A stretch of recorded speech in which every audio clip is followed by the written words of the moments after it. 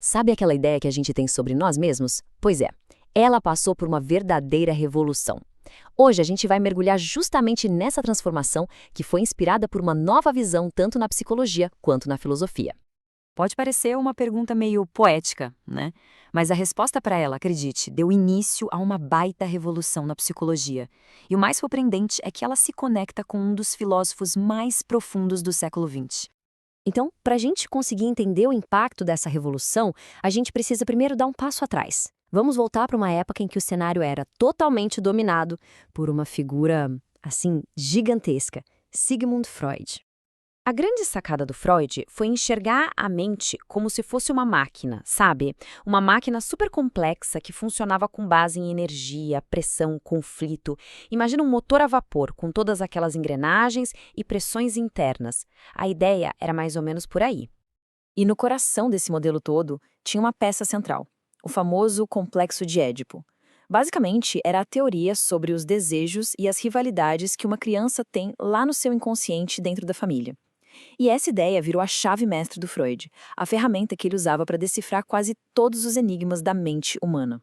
Só que esse modelo da mente como uma máquina começou a apresentar alguns problemas. Ele tinha seus limites, sabe?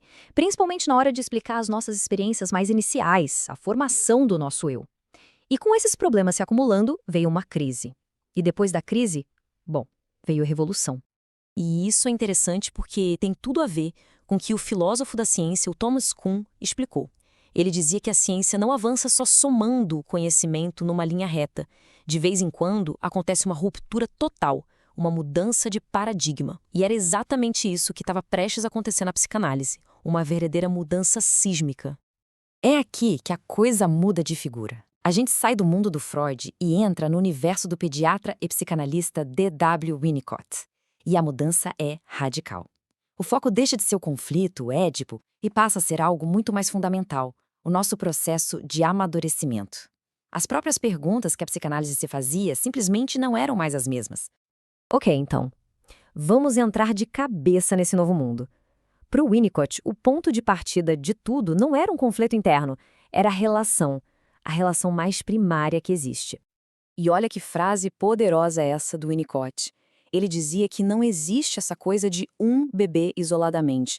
Quando a gente tenta descrever um bebê, na verdade a gente está descrevendo um bebê e alguém. Ou seja, um bebê só existe de verdade dentro de uma relação. Pensa no impacto disso. É uma ideia que vira o jogo completamente. Então, em vez de olhar para dentro, para as tais das pulsões, o Winnicott vira o holofote para o ambiente. Ele vai dizer que o ambiente é crucial. É ele que permite que o nosso potencial, aquilo que a gente já traz com a gente, possa crescer. É como uma semente, né? Ela já tem o potencial de ser uma árvore, mas precisa da terra certa, da água, do sol. E aqui está a grande virada de chave do Winnicott. Para ele, a tarefa principal da nossa vida não é ficar gerenciando conflitos internos. Não, é uma coisa muito mais básica, mas ao mesmo tempo muito mais profunda. É simplesmente continuar a si. E a gente só consegue isso se tiver um cuidado, um ambiente que nos sustente. E é esse foco no ser, em continuar a ser, que vai criar uma ponte surpreendente. É aqui que o consultório do Winnicott, lá na Inglaterra, se encontra com o pensamento de um dos filósofos mais importantes da Alemanha, Martin Heidegger. Pois é. O que um pediatra britânico tem a ver com um filósofo alemão existencialista? À primeira vista parece que nada, né? São dois universos totalmente diferentes. Mas, quando a gente olha para o centro da preocupação de cada um, a gente vê uma semelhança impressionante. E aqui a conexão fica cristalina, porque tanto o Winnicott quanto o Heidegger, cada um do seu jeito, estavam obcecados com a mesma ideia. Entender o ser humano não como um objeto, uma coisa pronta para ser analisada. Não, eles queriam entender o ser humano como um processo, um constante vir a ser, um desenrolar no tempo. O famoso conceito do Heidegger, o Dasein, o ser aí, é exatamente isso. A questão não é o que a gente é, mas como a gente está sendo no mundo. Essa ligação entre a psicologia e a filosofia é um assunto fascinante, né? Abre um monte de perguntas. E a gente quer saber o que essa conexão desperta em quem está assistindo. Deixe um comentário aqui embaixo com as suas ideias e, claro, se esse tipo de mergulho faz sentido, não esquece de curtir e seguir o Pneuma BR. Ah, e ativa as notificações para não perder os próximos conteúdos, hein? Bom, e toda essa conversa vai se afunilando para uma questão final. Uma questão que, no fundo, coloca em jogo duas maneiras bem diferentes de olhar para a nossa existência. Percebe a diferença? O paradigma do Freud, no fundo, pergunta o que a nossa mente está fazendo. É como analisar o desempenho de uma máquina. Já o paradigma do Winnicott pergunta outra coisa.